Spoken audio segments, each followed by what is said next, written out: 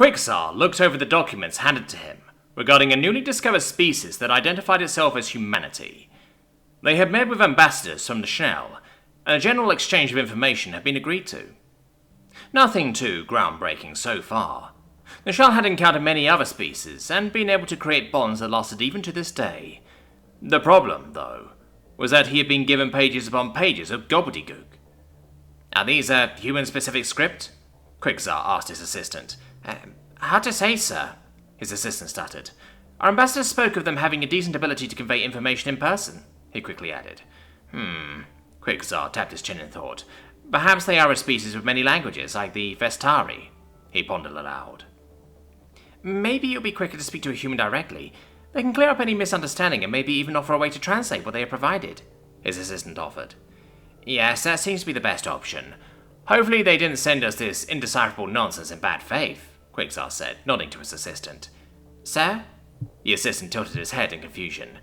"Well, I mean, they may have purposely sent this," he gestured to the documents covered in lines and no's, "to occupy us while they skulk away with our kindly offered clear information," Quixar finished explaining. "Ah, I see. If they did do that, it'd be rather devious, but I shall send a communique right away, sir." The assistant gave a quick bow before rushing out of the office. Quixar could only watch the man as he wondered what the response would be. He didn't need to wait long for a response. Within the day, a human representative had arrived and was all smiles. "A pleasure to meet you, Sir Quixar. My name is Captain Klein." He bobbed his head in a gesture of respect.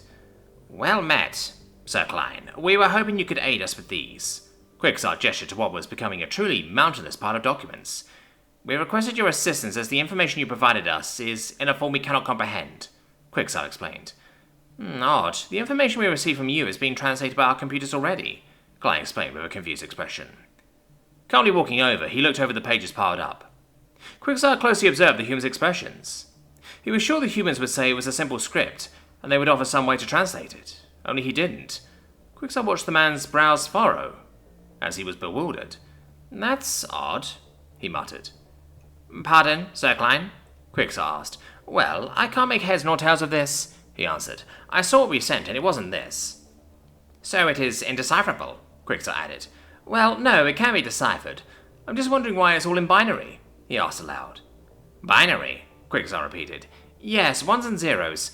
I'm not much of a computer guy myself, but it's how our computers convey information," he explained. "Ah, so it is a language unique to your computers. Ours probably didn't know what to translate it as, so they provided the base version," Quixar said, snapping his fingers at the realization. "Oh, your computers don't use binary? I'm sure our techies will have a look at them. Might be able to install a way for it to understand binary," Klein offered with a smile. "Install?" Quixar repeated, confused. "Do they have the necessary genetic growth chemicals to do such a thing?" Quixar asked. Sorry, I'm confused. Why would we need genetic whatsits to install a way to read binary?" Klein asked. "Well, all computers are organic. We make large synthetic thinking beings that do all the calculation and processing we need," Quixar explained. "It should be in the information we provided you," he added, tilting his head in confusion. "Wow!" Klein took a step back in surprise. "Organic computers," he muttered to himself. "No wonder why yours only spat out the ones and zeros," he continued muttering. "Sir Klein, is everything okay?" Quixar asked, concerned for this representative's well-being. "Yes, I'm fine. Just a bit of a culture shock. You see, Sir Quixar, we don't use organic computers," Klein explained. "But we have seen the machines you control. They could only be controlled by a high-grade organic computer," Quixar exclaimed in surprise. "Well, we use silicon, I think," Klein answered unsurely.